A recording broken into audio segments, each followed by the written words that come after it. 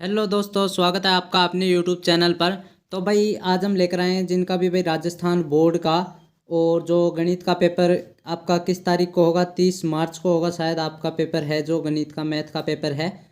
तो वो हम पेपर लेकर आए हैं, बिल्कुल इसी तरह के आपके प्रश्न आने वाले हैं, इसी टाइप से आपका पेपर आने वाला है। ठीक है, इस वीडियो को पूरा अंत तक देखना। हाँ, जिन्होंने अभी तक हमारे चैनल को सब्सक्राइब नहीं किया वो हमारे चैनल को सब्सक्राइब कर ले। और हाँ, किन्हीं बच्चों को नहीं पता सब्सक्राइब कैसे होता है तो मैं बता दूं कि आपको यहाँ पर देखो नाम दिखेगा, एक फ़ोटो के आगे यहाँ पर नाम दिखेगा, इसके आगे लाल बॉक्स में ठीक है सब्सक्राइब लिखा हुआ है, वहाँ पर आप क्लिक कर दो, क्योंकि आप सब्सक्राइब नहीं करते और आप वीडियो ऐसे ही देख कर चले जाते हो। ठीक है, तो चलिए हम प्रश्नों को सॉल्व करते हैं। सबसे पहले मैं आपको बता 2.5 घंटे का आपका टाइम रहेगा और 80 नंबर का आपका पेपर रहेगा। ठीक है, तो चलिए अब प्रश्नों को स्टार्ट करते हैं।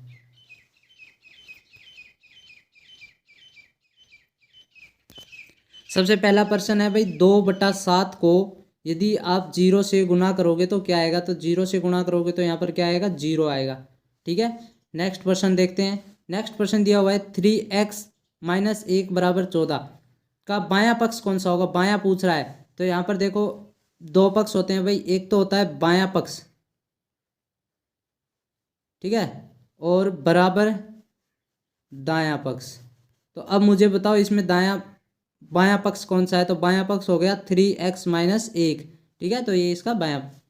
नेक्स्ट प्रश्न की ओर चलते हैं भाई, वर्ग के प्रत्येक कोण का माप कितना होता है। वर्ग के प्रत्येक कोण का माप की बात करें तो वर्ग के प्रत्येक कोण का माप 90 डिग्री होता है। ठीक है, जैसे ये वर्ग है, इसमें यहाँ पर ये कोण है, जैसे एक ये रहा, एक कोण ये रहा। ठीक है, ये 4 कोण होते हैं। और आयत की बात करें तो आयत में भी ना चारों कोण 90 डिग्री के होते हैं, ये ध्यान रखना। ठीक है, नेक्स्ट प्रश्न की ओर चलते हैं।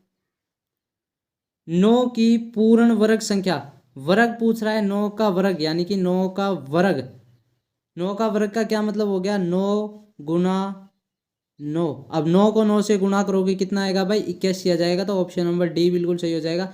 हाँ, आपको एक बात और बता दूं कि जो ये पेपर आपको देखने को मिलेगा ना, ये आपको जैसे अलग से कॉपी नहीं दी जाएगी, आपको इसी पेपर में आंसर लिखने होंगे। ये देखो यहाँ पर जो कोष्टक है दो, ठीक है ना, इन कोष्टक में जैसे आपको डी लगाना पड़ेगा। ध्यान रखना 81 मत लिखना, यहाँ पर ओनली फॉर डी लिखना पड़ेगा। इस तरह से आपको प्रश्न लिखने हैं। ठीक है, जैसे 5 की घन संख्या क्या होगी।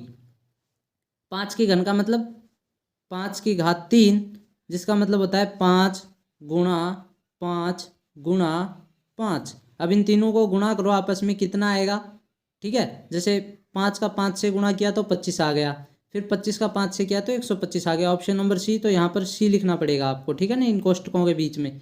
नेक्स्ट प्रश्न, अब जैसे नेक्स्ट प्रश्न है यहाँ पर, नेक्स्ट प्रश्न है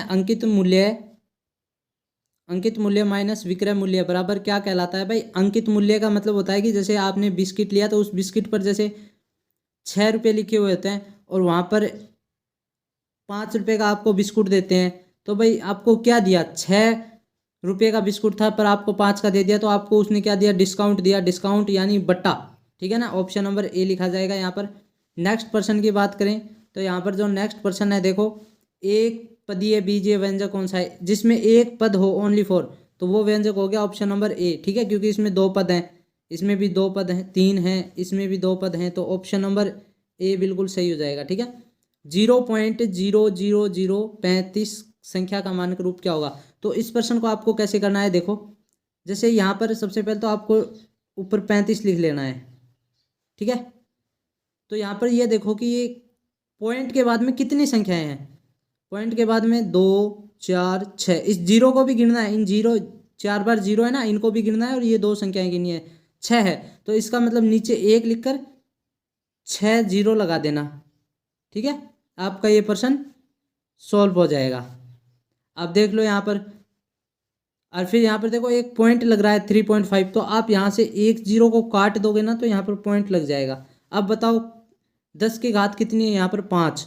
तो ऑप्शन नंबर कौन सा हो गया, ऑप्शन नंबर सी, क्योंकि ये -5 क्यों लगाया, क्योंकि ये भाग में है और जैसे ही ऊपर जाएगा तो ये गुना में आ जाएगा और इनकी घातें हैं ना वो माइनस में हो जाएंगी। कैसे, जैसे 10 की घात 5 है नीचे की तरफ, जैसे ये ऊपर जाएगा तो ये 10 की घात -5 हो जाएगा। ठीक है, नेक्स्ट प्रश्न की ओर चलते हैं।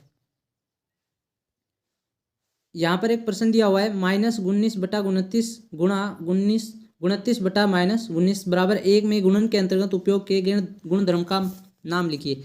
तो इसमें जो गुणधर्म होगा ना, वो गुणधर्म कौन सा होगा? इसमें जो गुणधर्म होगा वो होगा तत्समक गुणधर्म। ठीक है, तत्समक गुणात्मक।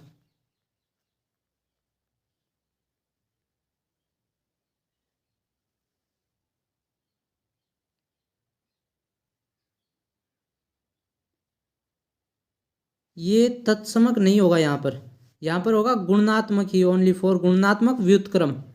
ठीक है, ये जो आपका ऑप्शन है इसमें भाई ये देखो, ये दोनों का आपस में क्या किया इन्होंने, व्युत्क्रम गुणात्मक। जैसे आप प्रतिलोम नहीं करते हो, गुणन प्रतिलोम, ठीक है ना, तो ये गुणन प्रतिलोम हो जाएगा, ये ध्यान रखना। इसमें कौन सा गुणधर्म लगेगा भाई? गुणन प्रतिलोम लगेगा। गुणन तत्सात्मक तो तब लगता जब यहाँ पर एक होता और अलग से भार 19/29 आता तब। ठीक है ना, तो ये ऑप्शन नंबर इसमें क्या आएगा भाई? गुणन प्रतिलोम। ठीक है, और हाँ, आप जैसे देखो ये वीडियो देख रहे हो ना, तो आप करना क्या कि आपकी जो बुक है ना आपके पास, उनमें ये प्रश्न मिल जाएंगे। पहले उनमें आप टिक लगा लो कि भाई मोस्ट इंपॉर्टेंट प्रश्न है। ठीक है, उन प्रश्नों के आगे ऐसे गोला घेरा लगा लो ताकि आपको पता चल जाए कि हाँ ये प्रश्न बहुत मोस्ट इंपॉर्टेंट प्रश्न है। ठीक है, एग्जाम में आने की दृष्टि से। तो चलिए नेक्स्ट प्रश्नों की ओर चलते हैं। यहाँ पर देखो एक प्रश्न दिया हुआ है 5x+9 बराबर 5+3x को हल कीजिए। तो यहाँ पर करना क्या है, 3x वाले को तो इधर लाना है, ठीक है, और 9 को इधर ले जाना है। तो ये देखो यहाँ पर प्लस का है 3x, तो इधर आएगा तो 5 - 3x बराबर, और ये 5 माइनस का 9 आ जाएगा, क्योंकि ये प्लस का है यहाँ पर, तो इधर माइनस का आ जाएगा। अब आपको करना क्या है, 5x में से 3x को घटा दो, कितना x बचेगा? 2x। यहाँ पर आपको 5 में से 9, पहले तो आप ये देखो बड़ी संख्या माइनस की है ना, तो सबसे पहले माइनस का चिन्ह लगा दो। अब इसमें से घटा दो, 9 में से 5 गए तो 4। ठीक है, अब ये 2 गुणा में है इधर, तो इधर चला जाएगा तो ये भाग में आ जाएगा, -4/2। और इस 2 को वापस काट दो आप 2 से। ठीक है, 2 एकम और 2 दूनी, यानी कि x बराबर आपका मान आ गया -2। आप किताब में टिक लगा लेना, वहाँ पर बिल्कुल आपको मिल जाएंगे ये प्रश्न आपके करे हुए। ठीक है ना, नेक्स्ट प्रश्नों की ओर चलते हैं। भाई इनमें देखो, प्रत्येक के घन के इकाई के अंक ज्ञात कीजिए। ठीक है, इकाई के अंक घन ज्ञात कीजिए। जैसे इसमें जो ये इकाई का अंक है, घन ज्ञात करना है। जैसे 3 3 3 को आप यदि 3 3 3 1 फिर गुणा 3 3 3 1 ज्ञात करोगे, तो अब आप ये बताइए कि इकाई का अंक क्या आएगा? आंसर आएगा ना, जो इन तीनों को करोगे आप गुणा, तो इकाई का अंक क्या आएगा? तो इकाई का अंक इसमें तो 1 आएगा। इसमें आप बताओ भाई कितना आएगा, क्योंकि देखो यहाँ पर 1 को 1 से गुणा किया तो 1, फिर 1 को 1 से गुणा किया तो 1। तो यहाँ पर देखो 7 × 7 × 7 तीनों बार करके देख लो, आपको पता चल जाएगा इकाई का अंक कौन सा होगा। ठीक है, नेक्स्ट प्रश्न। यहाँ पर देखो नेक्स्ट प्रश्न है, भारती के पास 15 पेन है, मीनाक्षी के पास 45 है, तो दोनों के पेनों का अनुपात। तो देखो यहाँ पर क्या है, भारती, फिर यहाँ पर क्या है, मीनाक्षी। ठीक है, तो आपको यहाँ पर 15:45। अब ये देखो कि 15 और 45 कौन सी संख्या से कट रहे हैं? 15 से कट रहे हैं, तो 15 एकम 15 और 15 तिये 45। तो नया अनुपात क्या आ गया? 1:3। ठीक है, नेक्स्ट प्रश्नों की ओर चलते हैं। अब मुझे बताना है ये सत्य हो गया या असत्य होगा। AM × BM का मान भाई ये होगा क्या? बताना, सत्य या असत्य बताना। ठीक है,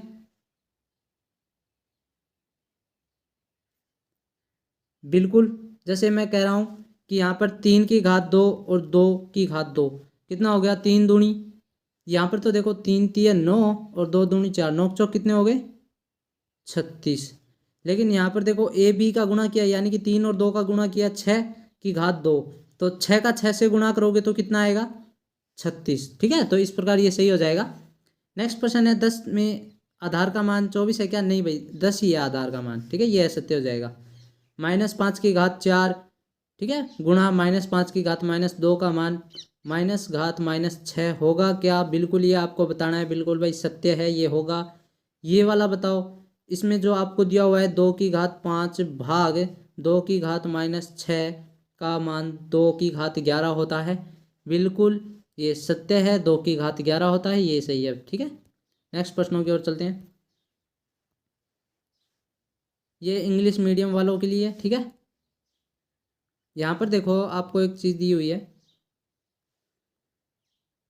आयत का प्रत्येक कोण कितने डिग्री का होता है भाई? समकोण होता है, आयत का प्रत्येक कोण 90 डिग्री का होता है। उत्तल बहुभुज के विकर्णों का कोई भी भाग खाली स्थान में नहीं होता, यानी कि विकर्णों का कोई भी भाग कहाँ नहीं होता भाई? बहिर्भाग में नहीं होता या अंतर्भाग में नहीं होता, ठीक है। ये आपको पता करना है। तो ये सवाल है, ये आपकी किताब में है बिल्कुल, ये आपको प्रश्न ढूंढ के हमें कमेंट करके बताना है। हम ये देखते हैं किन बच्चों ने अभी तक हमारी वीडियो 14 प्रश्नों को क्लियर कर लिया है या नहीं किया है। जिन भी बच्चों ने इन प्रश्नों को क्लियर किया है तो आप हमारे चैनल को सबसे पहले सब्सक्राइब कर लीजिए, ठीक है। बेल आइकन पर बटन दबा दीजिए ताकि आपको जो हम वीडियो, जैसे अंग्रेजी का पेपर और गिरेंगे, हम इसमें संस्कृत का भी डालेंगे, ठीक है, तो आप वो सब्सक्राइब कर लेना। नेक्स्ट है भाई, पंचभुज के सभी अंत्य कोणों का योगफल क्या होगा? भाई यहाँ पर अंत्य कोणों का योगफल होगा 540। पंचभुज की बात कर रही है, ठीक है ना। नेक्स्ट प्रश्न, समांतर चतुर्भुज के विकर्ण एक दूसरे को भाई क्या करते हैं? समद्विभाजित या लंबवत करते हैं? बताओ। समद्विभाजित यानी कि एक दूसरे को समान भागों में काटते हैं, ठीक है। नेक्स्ट प्रश्नों की ओर चलते हैं। यहाँ पर खंड ए और बी को मिलाना है। तो देखो पहला पी आर यानी कि ये हो गया 8 दूनी 16 और फिर पी को क्यू से गुणा किया तो पी क्यू यानी कि 16 पी क्यू, इसमें ये हो गया। फिर इस वाले को गुणा करना है तो इस वाले को भाई ये 1 हो गया, ठीक है ना, और 20 पी का ये हो गया। नेक्स्ट प्रश्नों की ओर चलते हैं। यहाँ पर देखो भाई, अच्छे प्रकार से फेंटी गई 52 ताशों की गड्डी में से एक पत्ता यादृच्छिक रूप से निकाला जाता है तो ज्ञात करो।